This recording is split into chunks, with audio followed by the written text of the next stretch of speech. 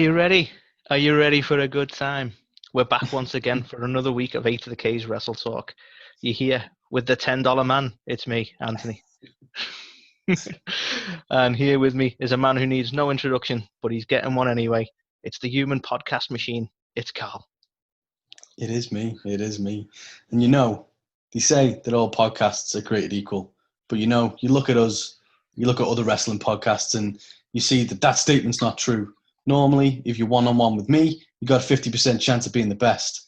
But I'm a charismatic freak, and I'm not normal. So you got a 25% chance of being the better man. But then you add Anthony to the mix, and those chances of being better, they drastically go down. You see, us two versus other podcasts, they got a 33 and a third percent chance of winning. But us, we got a 66 and 2/3% chance of winning because they know they can't beat us. So they're not even going to try. So you take your 33% chance minus my 25% chance, and you got an 8 and 1/3 chance of being better. But then you take my 75% chance of winning if we were to go one-on-one and add our 66 and 2/3% chance of winning, and we got 141 2/3 chance of winning. See, the numbers don't lie, and they spell disaster for you other podcasts. You know what I'm saying? Brilliant. I'm so impressed you got through that. And I sincerely hope everyone gets that reference. If you don't get that reference, then you should not be listening to this podcast because that was probably the greatest wrestling promo of all time. That's going to be, shout out to Big Papa Pump. That was, yeah. Well done, Carl. I couldn't have done that. I'd have tripped up on that so much. Right, guys. So here we are with another week. We've had a nice, fun-filled week. We've obviously had a pay-per-view and a half, should we call it? We had TakeOver and SummerSlam. But on top of that, we've got our normal This Week in Wrestling. So our unique segment for the week is actually going to be discussing the pay-per-views. So sorry anyone who listens and enjoys random lists. I don't know, they'll come back next week, I guess. Will it come back next week? Because we got Payback next week as well. I've realised this before because now it's fucking pay-per-views every fucking week. That's true. Yeah, that's to randomly jumping on a pay-per-view all of a sudden, aren't they? Like, we'll have that one next week, which means the Fiend's gonna. Oh no, can't do any spoilers. We'll talk about that later. But yeah, so that's a good point. We might not be back next week, but at some point we're gonna start making lists again, because everyone loves a good list. But before we get into all that, Carl, and before I say too many M's too many times, we have the Ringside Report. Now it's been a fun week for news, so. Should we give them the quick headlines? I think we should. So coming up in the Ringside Report, we have AEW bringing back live audiences. We have Tyson Fury hinting at a WWE return. We have Brock on his talks of when will he be returning. It was formerly, just for anyone who wondered why I faltered for a sec there, was formerly Brock and Roman, but we've had some movement on that. We've had the WWE Network removing Bret Hart content. We've had Hideo Atami calling his WWE run the most frustrating of his career. We've had AJ Styles talking about the suggested jab he made at AEW on his Twitch stream. We have WWE confirming their current stance on the return of the homophobic racist Lars Sullivan. We have Renee Young leaving WWE. We have the sad news of Buff Bagwell being involved in a serious car accident. We have the sad news of Karrion Kross suffering an injury. We have the suggestion of Rhea Ripley supporting fans on their call to fire the Velveteen Dream. And we have Britt Baker firing back at James Ellsworth over a comment he's made on Twitter. And as a special finish to the Ringside Report, we have a huge A to the K announcement from our one and only Carl. So we'll kick off the Ringside Report, if we could, Carl, with AEW bringing back live audiences. So for those who are unaware, which you shouldn't be at this point, but that's what we're here for, I suppose. AEW are starting to sell limited tickets, and they're selling them in sort of group bubbles, as it were. Now, there has been some difficulty over this. Apparently, it's starting as of this week. Correct me if I'm wrong there, Carl. But there's already been some difficulty, sadly. They started selling these tickets with this sort of bubble idea of like you go in groups of families or whichever, and they were keeping the numbers limited. So it's not going to be a full capacity audience, but it's going to be a live experience compared to obviously the Thunderdome stuff. Now, the difficulty we've had already is that we already know that a lot of these tickets have already been bought up and sold out, with the suggestion that people are trying to sell these tickets on. Now, Tony Khan has had to come out and make a statement to that effect and say that basically they're going to try and adhere as strictly to that as they can. And any booking that is found to be like they've bought that sort of bubble and then split it up and sold the tickets on, everyone's getting cancelled if they find that it's been sort of distributed out that way. So it seems like they're going to be incredibly strict on it. The percentage coverage from a normal capacity of the arena is down to 10 to 15% capacity. So it is going to be quite small numbers, but obviously much bigger than they've had for the last few months with just a few wrestlers in the audience. But what do you make of this, Carl? I think there's a lot of suggestion that, is it too soon? You know, WWE haven't gone back to this yet. They've gone for a totally different approach, which we'll discuss a bit further because it's been used a lot this week. But do you think it's time? Do you think it's time to start bringing back live audiences? I mean, look, they've said 10 to 20% or something, haven't they? Or 10 to 15%. So, you know, I don't think it's going to be a full sold out arena with everybody coming into contact with each other. And they've gone about it in a smart way. They've sold them in allocated bubbles or sections of people who want to be together as one party, which is allowed. So I think, the main problem that has come up is, as you've said, like these tickets being resold by scalpers on the likes of Ticketmaster and stuff like that. And, it's that kind of thing that just spoils it for everybody because they've tried to go about it the right way. And, there's a risk there. That's the thing. And for me, I'm not going to talk shit on AEW for trying to do this because, there's a level of personal responsibility. These scalpers should be taking responsibility. The people buying these tickets when they know that they should be taking responsibility. The likes of Ticketmaster and the like as well should be taking responsibility for knowing how this is being done. But again, they're going to do as best they can with it, and like you say, that we've seen the arena. It's is it Dalby Palace? I can't remember the name properly now. I want to say Dalby's Palace. Yeah, I'm not sure. Yeah, but anyway, they're in the same venue, so we know the size of it. 10 to 15 seems reasonable to keep everyone socially distant. And I'd be intrigued to see it. I believe it's going to be this Wednesday that we're going to see the first set of actual audience members. So intrigued to say the least, and hopefully it goes well for them because you've got to test the waters with these things, and people are starting to try to get back to normal. So hope it goes well for them. That's all I can say really on that. Yeah, definitely. And I think what I've realized as well, especially over the last kind of week or so, like how important having a crowd is for wrestling events. Like I was watching some of the older promos of like the Cody Rhodes promo that he cut. It was one of the best promos I've seen in a long, long time, and the way the fans were so bought into it, and like the stuff with Jericho early on and stuff. Like the fans don't half make the wrestling shows, do you know what I mean? And the stuff that WWE have tried with the Thunderdome, which we'll chat about in the the results, it's not quite the same. So if they can start introducing fans back in, then God, I'm all for it, as long as it's like as safe as it can be. Yeah, totally agree. Right, Carl, so do you want to move on to the next? So the next one, there has been a hint from Tyson Fury that he may be soon returning to WWE. So as we know, he had a bit of a program previously with Braun Strowman. I believe I'm reading the article now on Sky Sports. He was paid a reported $11.9 million for that one match. Are you shitting me? But wow, Saudi money. But nice one, yeah, Fury. so Jesus. But yeah, so he's posted a video on his Instagram page calling out Drew McIntyre. So basically saying anytime, any place, anywhere, buddy, kind of thing. So I mean, he's already defeated the Universal Champion. So or did he win? Well, I can't even remember who he won, to be honest. I didn't really pay much mind to the Saudi stuff.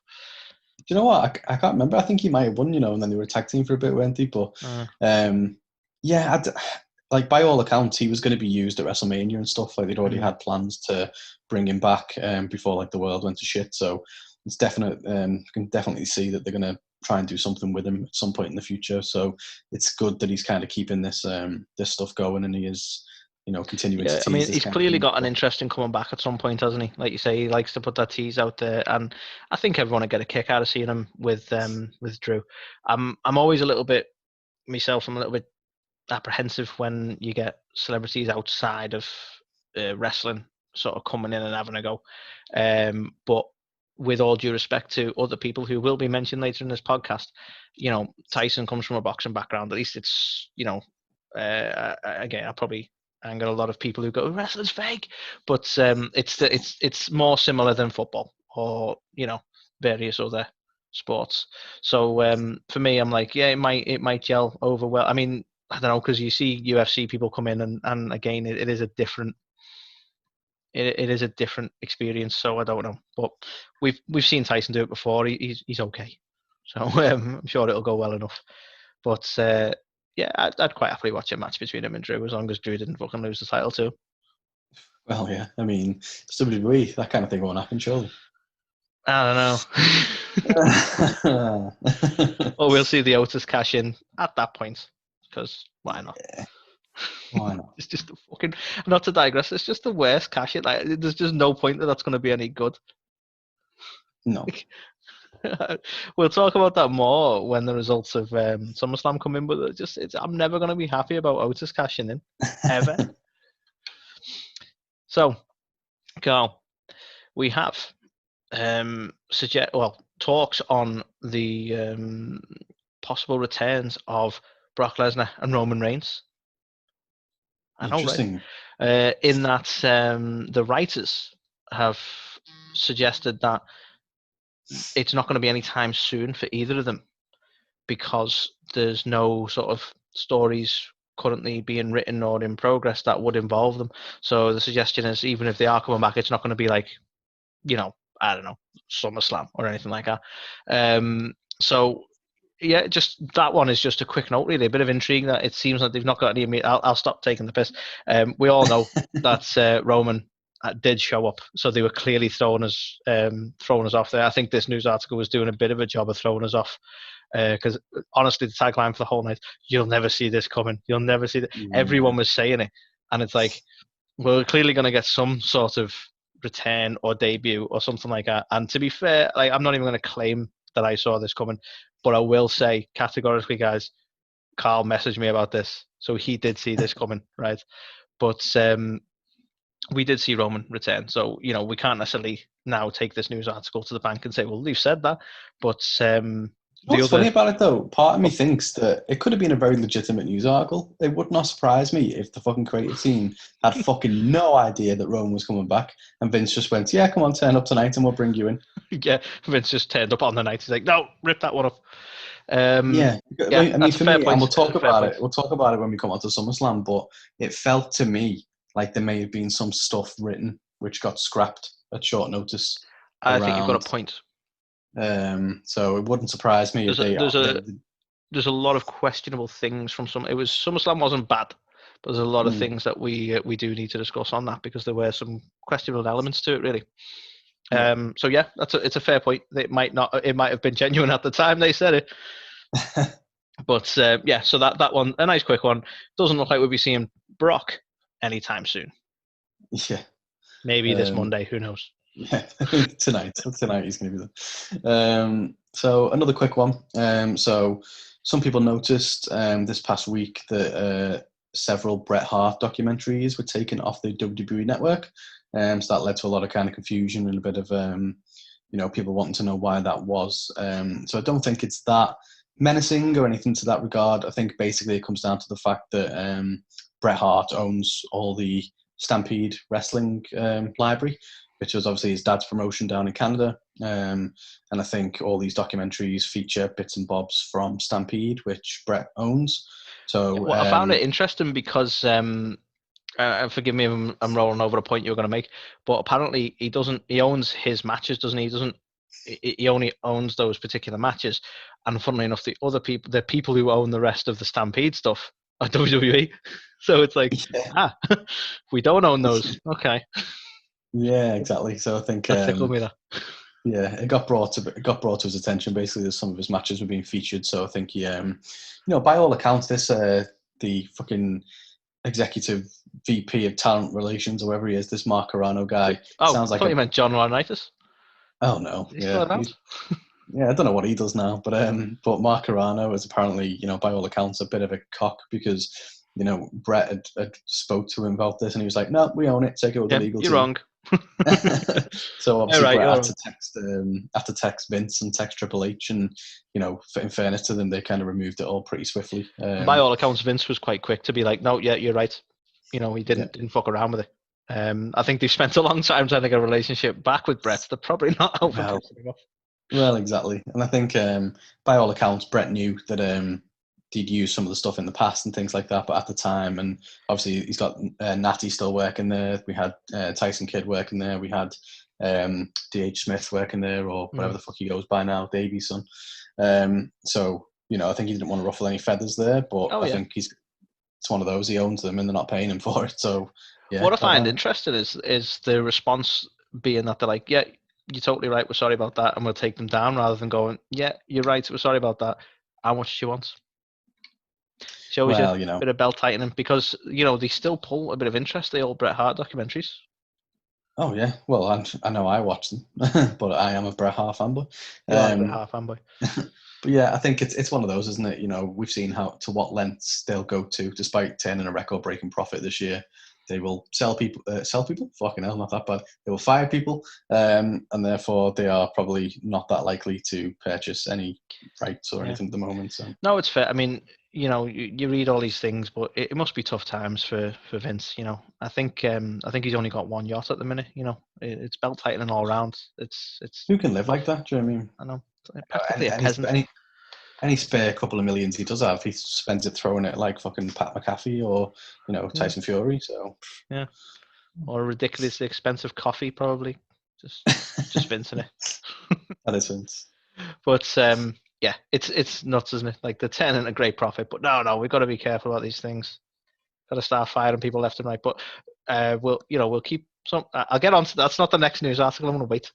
The next one, Carl, is do you remember NXT having a fantastic wrestler by the name of Hideo Atami and his great run in NXT and all the great matches he had? Yes. Well, current New Japan star Kenta, who was formerly known as Hideo Atami, has cited in an interview with Sports Illustrated that his period of the entire time he was in NXT, essentially with WWE, was the most frustrating time of his career. He felt essentially that the sort of he wasn't utilized correctly, I suppose, is the most politically correct way of putting it. And yeah, it's an interesting one because considering we've had a few New Japan stars roll through NXT and do quite well. The biggest one cited, I was going to say biggest one, but we've got the likes of Finn Balor, and I know you're not a big fan of him, but Shinsuke, both New Japan stars that have done really well. So, I mean, what do you make of Hideo's frustration with WWE? Do you think that's merited, or do you think it was more, he wasn't the draw that he thought he was with the NXT crowd, or? I do think it was merited. You know what? I'm surprised if he's saying that this is just to do with NXT, because I think what happened is Triple H brought him over. Kenta was huge before he came to NXT in Japan, and it was seen as somewhat of a coup for Triple H to convince him to come over to the States. I know a lot of people who watch New Japan a lot more than I ever did were like so excited for him. And in fairness, I think his initial run in NXT was fine, but I think it was then when it was trying to bring him up to the main roster and 205 Live and everything like that. I just think in Vince's eyes, he was too small and he didn't have the character and stuff. So I will say, because he's not specifically said the NXT, that'll be my mistake, because I always put 205 and NXT together, even though they weren't at the time. Because it's 205 is part of NXT now, isn't it? But yeah, he'll have been including that as well. I just put it together with NXT because that's how it is. Yeah. But no, I mean, for me, I think it was probably just a case of Triple H was big on the guy, brought him over. Vince looked at him, was like, well, he can't really talk that much. He's a bit small. I don't want anything to do with him. So, I think it was just. I mean, we know that Vince likes the bigger guys. So that's it. Which is why I'm so surprised the fact he loves AJ Styles, if I'm honest. But I mean, to be fair though, it's hard. Like AJ, he is great to watch in the ring though. It's hard not to be convinced that he's absolutely, because I mean, you could argue that he wasn't great on the mic when he first came in, but even that's improved substantially. He's played a really good heel in the last few years. Some of his work with SmackDown, with the WWE title, because they decided to fucking change them. When the WWE title was with SmackDown and AJ had it, that was some of the best work that SmackDown had. So yeah, I mean, I think he's more than earned that respect from Vince anyway, to be fair. Yeah, definitely. And have you heard much from AJ Styles lately, Carl? Well, speaking of AJ Styles, so there was some rumours circulating. Obviously, the angle he's been having with Joseph Parks, the kind of analyst or statistician or whatever you want to call him, where he's trying to find the best opponent. A lot of people thought that was WWE trying to take a jab at AEW. So obviously they have the ranking system and all this kind of stuff. So they've tried to put like 2 and 2 together, but according to AJ, that's just never been the case at all. It was just an independent story of bringing Joseph Parks into there and having a way to find his next opponent. So, yeah, I don't know. I think it probably is clutching at straws, I think, to think that was the case. But I don't know. I'm keen to get your thoughts. Do you see any similarities in it? I don't know. I mean, I'm inclined to, like, I don't think, I'm more convinced by who it is, if you know what I mean. Like, I don't think he's the type of wrestler to do that. So, like, he doesn't seem petty enough from what, and you can totally correct me if I'm wrong, because I think he's probably got more friends there than anything. I mean, I suppose it could have been maybe a playful jab, but given the context of the alleged sort of joke in the statistician and the way Tony Khan is with the records and that, it doesn't feel like he's making a jab at a friend either. And I don't think AJ be the type to. I think people are reading too much into it personally. Yeah, I mean, for me, if it was a joke, then it was a shit joke because I didn't make any connotation between the two. No, I must admit, I didn't, until I read this, I didn't connect it. You go, okay, maybe you could connect it, but it's not as if they have an on-screen character who's all about the stats, which is exactly what Abyss was doing.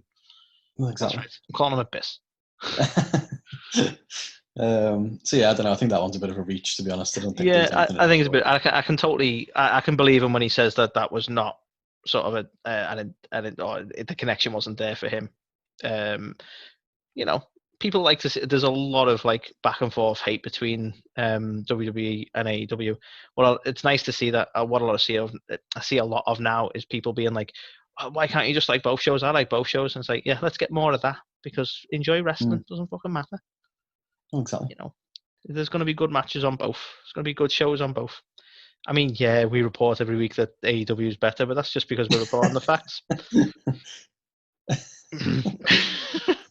So, Carl, we were talking earlier about WWE and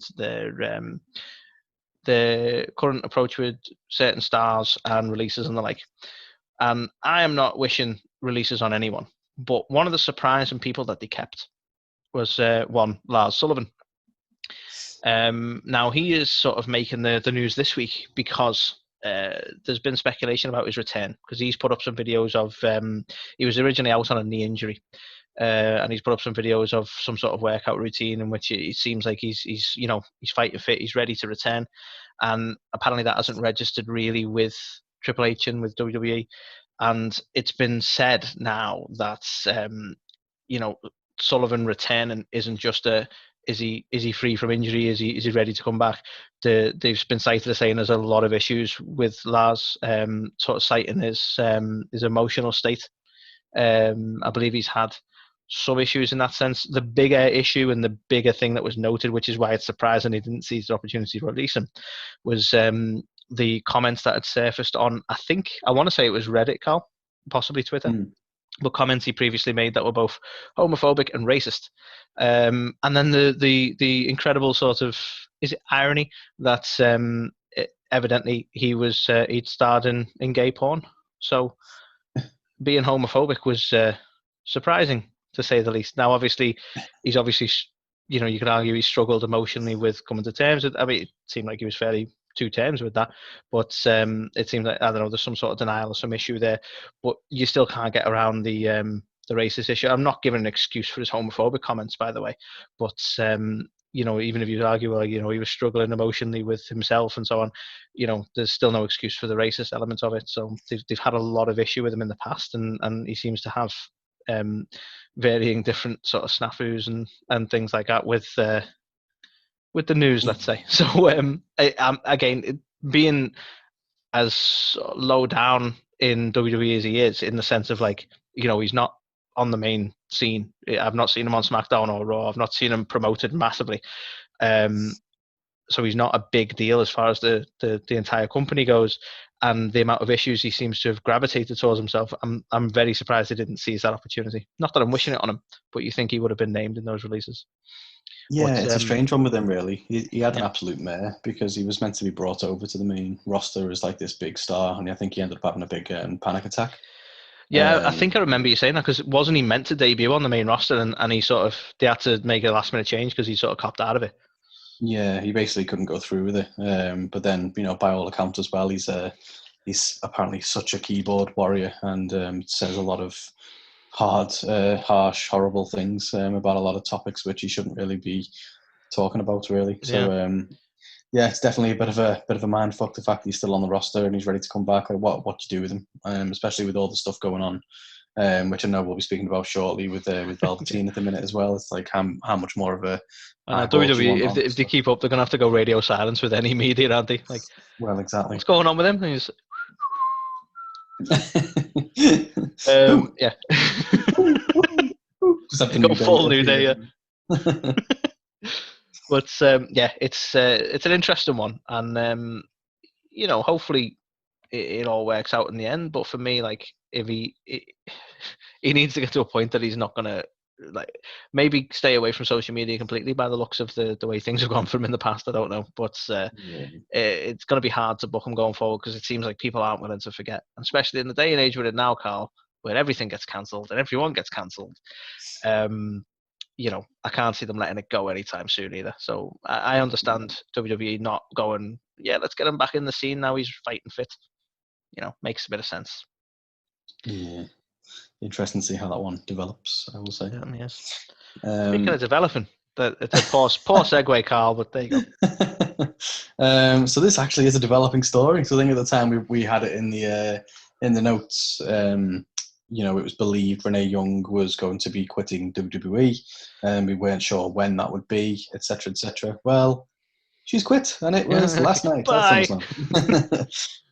So by all accounts, that was Renee's last date, which she's worked. She posted a message earlier today, just kind of saying, like, she's been there for 8 years. She's loved every minute of it. Got to travel everywhere. Met her, husband or part. Like, are they married? I think they're married. Met a husband there. We'll go with marriage. Why not? Yeah, and all that kind of thing. So, it's got a good point. It's nice to see that she's not just like leaving under any sort of cloud, because I don't think she's ever truly cited her reasons for leaving Pastures New, because there's a lot of speculation, is she going to AEW and that sort of thing. But it's nice to see that she's not leaving with the sort of aggression that people tend to leave with WWE, of like, well, fuck you guys.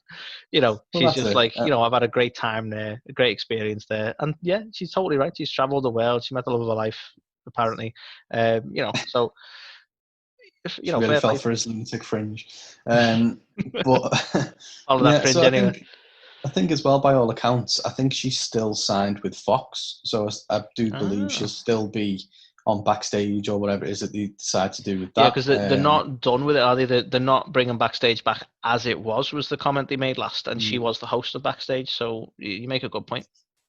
Yeah, so I think maybe we'll still see her in some capacity, but I think it would be fucking crazy if she's if she does go to AEW as some kind of on-screen talent, but then is on the WWE Backstage as well. Like, that would be crazy. But I'm not sure what she'd offer to AEW and all. No offense, Renee. You're good at what you do, but like, would you really notice it in AEW? I don't know. Like, yeah, I suppose it depends on what capacity they bring her in for. I suppose if she's just there as like a backstage interview segment or something like that. I think that's probably it for me, though. That I don't see a lot of that. You do see it, but like, I don't know. It doesn't seem as prevalent as it is in WWE, where you're backstage constantly. Yeah. So you need Kayla and you need Renee. It seems like AEW are more about the action. It might be. I might get some heat for that, but you know what I mean. Like, I don't know. I feel like we wouldn't see it all that much if she went to AEW. Is my point.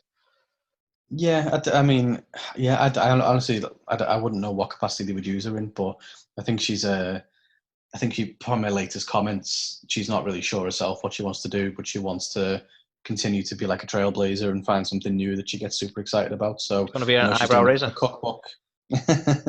I know she's doing a cookbook and stuff at the minute, so maybe she may not even stick with wrestling or anything. I'm not really sure, but I've enjoyed her on the screens and stuff. I think the stuff she's done with like Talking Smack was really good back in the day with Daniel Bryan and stuff. I think she's always quite comical. She's the first woman announcer on Raw, first woman in Saudi.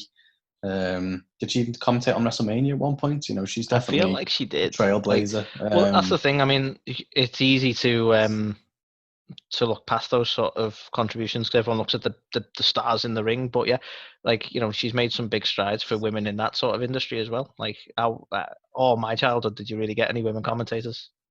No. And by all accounts as well, everybody absolutely loves her. Like if you look at the amount of support and people saying that, like, not only was she like an awesome person, she was like, always there for people and stuff like that. Like I've watched a few episodes of Total Divas or Total Bellas or whatever in the past. Mainly trying to get Jen into wrestling more than anything, but also Yeah. because See, it's look at the wrestling reality still. show. Exactly. Which kind of worked, to be fair. But I know she was on that, and every time I saw her on there, I thought she was just like proper cool and stuff. So yeah, definitely wish her all the best in whatever it is that she chooses to do. And I think she was a great asset to WWE. So yeah, wonder what is next. Be an interesting one to see. So, without any segue, because I don't know how to do that, the next one I've got, Carl, is do you remember Buff Bagwell back in the day? Do Brill. Well, it's slightly sad news, but basically he's been involved in quite a serious car accident. It was over the weekend, so a little while ago now for us. But basically he's ended up hitting a curve in some way, and then ultimately crashing into a freestanding bathroom at a bus station. So, quite substantial damage to property and the vehicle. But he has been cited as he was sent to the intensive care unit, and he'd suffered broken ribs, a broken right hip, broken left socket bone, broken nose, and a torn right groin muscle. So he's properly fucked himself up there. And not to speculate, but this is apparently the second mishap he's had in the last decade in terms of vehicle accidents, suffering one in 2012 as well. So, more just hopefully he gets. You can't even get well soon, can you? Hopefully he recovers well enough, and it's not too emotionally draining. But a sad one to see, and crazy one really. We're seeing a lot of damaged wrestlers lately. Yeah. Speaking of damaged wrestlers, Anthony, thanks for teeing me up on that one. Oh yeah, you got to try these things. So an absolutely gutting one, really. So spoilers potentially. You fine with the spoilers?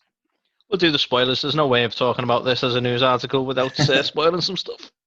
Okay. Well, yeah. Well, So maybe we could unfortunately, remain questionable over who won. well, one of the competitors from the main event, who just so happens to be carrying Cross, whether he won or lost, Who may or may not have won. So he actually sustained what looks to be a separated shoulder during his match with Keith Lee at Takeover. So he, by all accounts, he did, was able to kind of go on and finish the match and, take part in some big kind of spots as well as part of that. Not only go on to finish the match, he lifted that behemoth of a man that is Keith Lee with a torn shoulder. He did, which is fair play. still. I knew you put your character impressive. across as crazy carrying, but fuck me, that was crazy. Well, yeah. So obviously that is a very, with the kind of the push he's been getting of late, it's a very unfortunate time, I would say, for him to pick up an injury like this. I think, and I don't know where I'm getting this from, I'm just going to throw random stuff out there. Do you think this might possibly be a bit of a work, or do you think he has genuinely suffered this injury?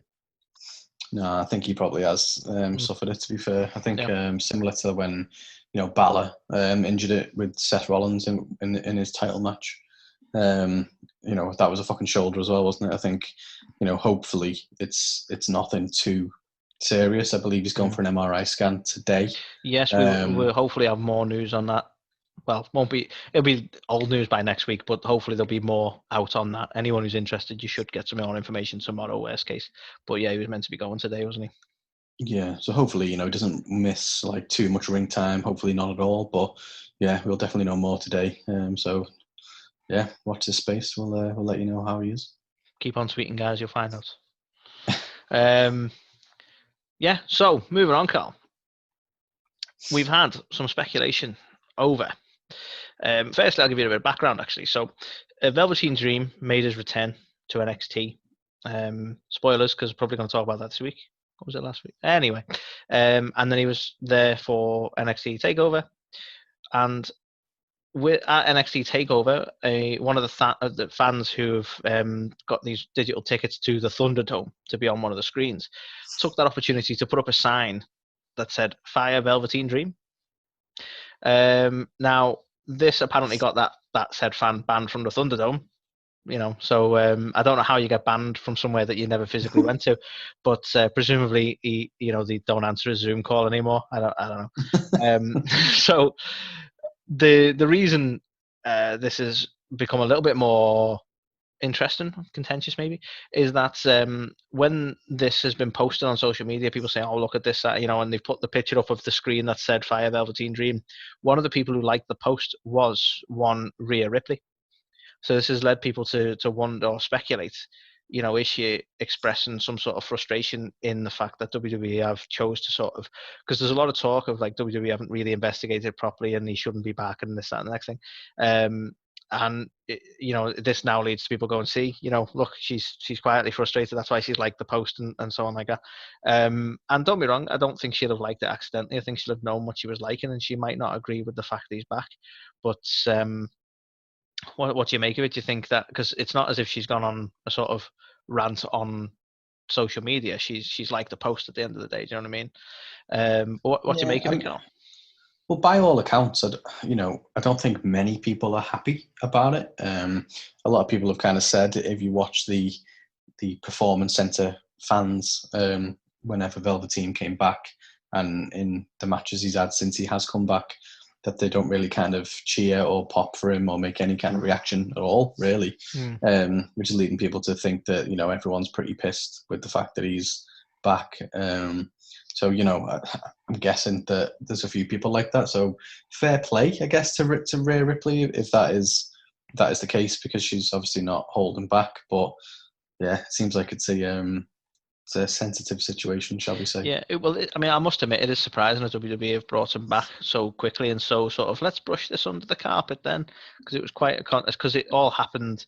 He actually happened just before the speaking out movement, didn't he? But we've had a lot of stuff going on, and it's still all very up in the air. There's a lot of wrestlers still being outed. There's a lot of things coming to light, and I think whilst it's still speculative about Dream, as much as I'm like, if you're innocent, you shouldn't have to suffer from it.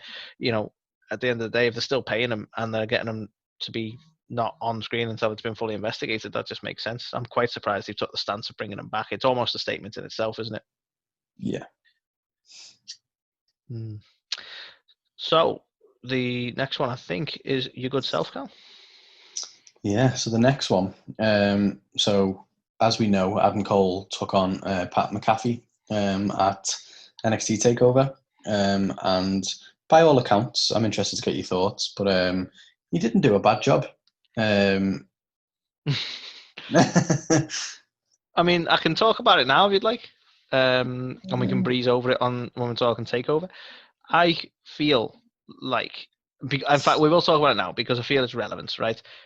Pat McAfee did a better job than a lot of people coming into WWE tend to do in his position. He definitely did better than the Gronk, but he did really well. Like, for someone who's not a wrestler, he went for some high spots and he looked awesome. But in relation to this article, Carl, and it'll make sense when you discuss it, but that, for me, a lot of that was down to Adam Cole. Yeah. So I think it's not just that Pat McAfee come out and look good. I think someone made him look really good. Yeah. Do you feel the same way, by the way? Do you feel he had a good showing? Or Oh yeah, I mean, yeah. he definitely impressed me that he the level of ability he's shown, and like Look at that the high whole spot kind where of he athleticism as sort of well. made that flip into the well, it was the Undisputed Era and some of The his own Pan of football team. Sunrise as well. Yeah, Yeah, that was a hell of a move to pull off when you're not a wrestler, like, and you've done some level of training, obviously, but he's not been in the biz as long as half of these people, and he's going for stuff like that, which wasn't reckless because he pulled it off. It's not like he was doing it and it was like, oh fucking hell, that nearly missed. He did do a yeah, really good job. definitely. And like I think from like an agility standpoint as well, like the way you could jump from like the bottom of the ring to the top turnbuckle in like one leap and stuff, like I was very impressed. But I think a lot of that depends on your dance partner as well. And Adam Yeah. Cole was fantastic throughout But the whole kind of thing. we know from history with Adam Cole, like, he's a man who should be on the main roster and hopefully will be. But we know that he's great at selling people as well. Like, he can sell a Yeah, move. He works really well in the ring. That's one of the reasons he was one of the longest standing, or is the longest standing NXT champion in history. yeah, But yeah, like, fair play to both of them. And Pat McAfee, not to sideline this news article, but he's apparently very, very much and very keen on being a full wrestler. Like, he'd love to do it full time. So we might see a lot more of him. Which, in previous weeks, anyone who's listened to our previous podcast, I'd have to eat my words on that, because I was like, not into this at all. It annoys me, and so on and so on. But you know what? Seeing him in the ring, fair enough. Yeah, I'm okay with it. Well, by all accounts, he also impressed James Ellsworth, who Well, he's a tough sent man out a to impress tweet. as well. Well, he sent out a tweet basically saying, I think McAfee had come out and said like he's made $1 million in different businesses and stuff like that, wherever he's been involved in. So James Ellsworth came out and tweeted, give Pat McAfee $1 million deal. To which, interestingly, Dr. Britt Baker, DMD, the girlfriend of Adam Cole, responded to that tweet with, "Hey, give Adam Cole $1 million deal," which is very interesting because it's a very fair and valid point, isn't it? If you see the Saudi money we were saying before with Tyson Fury, that's getting thrown around to these guys, and by all accounts, Adam Cole's not making $1 million a year. So It's crazy, isn't it? why would you bring, no matter how good of a showing he had, why would you bring someone in who, by all accounts, is a celebrity? I've never heard of the dude, if I'm honest. But, I mean, that's probably the curse of us being Brits. We're limeys. yeah. We don't know. What? That's Well, not exactly. football. Well, yeah. So, but he's obviously famous over there. Yeah. But yeah, Jesus, like, imagine that if they gave him $1 million. I think you could understand massive frustration. I think Britt Baker's hit the point, and this is not, I'm sure Adam Cole has his own view on it, and I'm sure it might mirror what she said, but like, he's done his absolute best to put over Pat as well, and then Pat comes in on a better deal. Like, you'd be so pissed off when you're the time and effort you've put into that company, and how good you've made that person look has got them $1 million deal, and you're not quite there. I'll be honest, if I was in Adam Cole's shoes, I would be sat there quietly fucking raging all the time that Braun Strowman makes more money than me. Yeah. It's mad. Never mind Pat McAfee. That's the biggest affront to Adam Cole as far as I'm concerned. But yeah, crazy one, that. Absolutely crazy. And fair play to Brit. She's not pulling any punches there, is she? No, and she's right as well. Like, by all accounts, give him some plaudits, but let's actually look at the guy who made him. I think it's probably like, if McAfee's making that sort of money elsewhere, they probably would have to offer him something substantial to come and work for WWE on a regular basis, which is a bit disheartening, really, isn't it? And that's the last one for the news, Carl. But as promised earlier, we have a very exciting announcement. A huge announcement for A to the K. Carl, I'll pass the mic over to the figurative mic over to you. Yeah. Okay. Yeah. Okay. So yes, big announcement. So as you may or may not know, I've not long turned 32 years of age. What? I know, right? I've had a hard paper round, but you'll also know from listening to this podcast that I'm a bit of a wrestling fan. You may have heard me say I started watching wrestling around 1992 when I was just 3 years old. I remember the Royal Rumble vividly for that year. I remember the subsequent WrestleMania, and I've been watching it all the way through up until today. And there was several points in my life where I decided I'm going to become a pro wrestler. I even trained a bit. I started at a company called Garage Pro Wrestling, which is now Grand Pro Wrestling, and then also at Nitro Pro Wrestling Alliance as well. But at the time, based on the location, the travel requirements, the fact I had college and stuff as well, I just never really kind of carried on it with it, and thus the dream was dead. But I have decided I don't want to give up on that dream. I dreamt. I dreamt of being a wrestler at one point in my life. And so, you know what? For one night only, I will. So I'm officially announcing for my 33rd birthday, the 16th of July, 2021, an event known as the Roland's Rumble.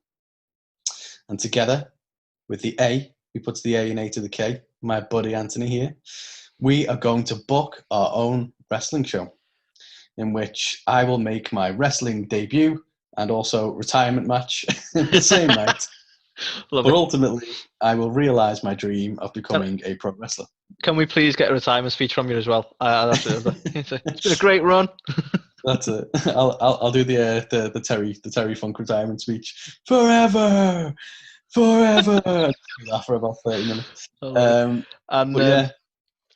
You know what? I think this will probably be. Carl mentioned a little while back about, not to digress slightly, but you'll see where I'm coming. He mentioned a little while back about doing a bit of an A to the K sort of unscripted, where we have a few drinks and we just talk about wrestling.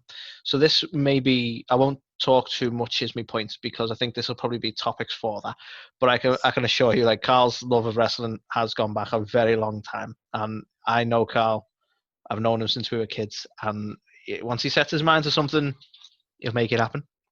And I can promise you, we've spent many of our high school years injuring each other in one way or another with botched wrestling moves. So he's got the chops. I know he's got the chops. I can distinctly remember, and again, these are all stories for this unplanned stuff we're going to do, but I can distinctly remember a botched F5 in a hallway in our high school, which I don't think you were too happy about, Carl. You might still not be, actually. I don't know. Yeah, I don't remember that one. I might have hit my head a bit too hard. But countless rock bottoms and pedigrees. And this wasn't just me and Carl. Like, our entire year were fucking nuts on wrestling at that time. It was just the attitude. That's what it was. But high school kids love wrestling. Yeah, we were constantly injuring each other. And in fact, like, and it's a shame because I don't think it was ever recorded. And if anyone from our high school is actually listening, which would be interesting, they can vouch for this. But our drama class even put on, like, it wasn't even meant to be about wrestling, but that was ultimately where it went, and we just set up like a fucking Royal Rumble for the last part of this drama thing. What was it meant to be? I don't even know. You know what? We didn't do any of the acting. We just did the Royal Rumble. I remember it started off as some sort of like witch story or something, because I remember someone saying like, "Hoil, hoil, hoil and tumble, I announce a Royal Rumble," or something like that. Then all the lads just came in and just started decking each other. Yeah, so I think that the idea was like magic turned us all into wrestlers or some shit. But nonetheless, like, that's how ingrained wrestling was into our high school. Like, it ended up being a drama production as well. But again, going back to the announcement, like, I'm very excited to see how this works out, Carl. I think it's been a very long time in the making, to say the least. Well, that's it. I'd thought about doing something crazy like this for a while now, and I thought, you know what?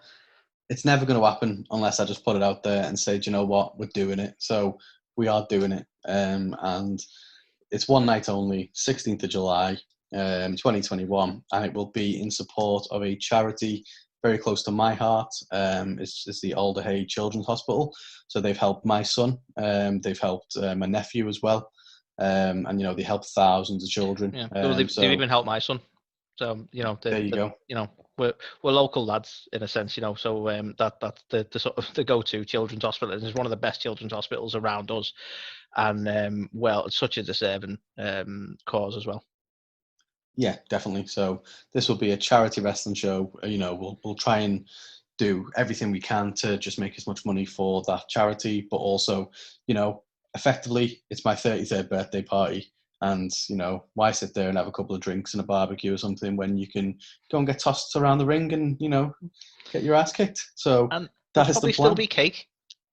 Yeah, probably cake. The get well soon cake when I'm in the hospital with broken limbs and that. But we're gonna make it happen. Yeah. So sorry, it hurts to eat.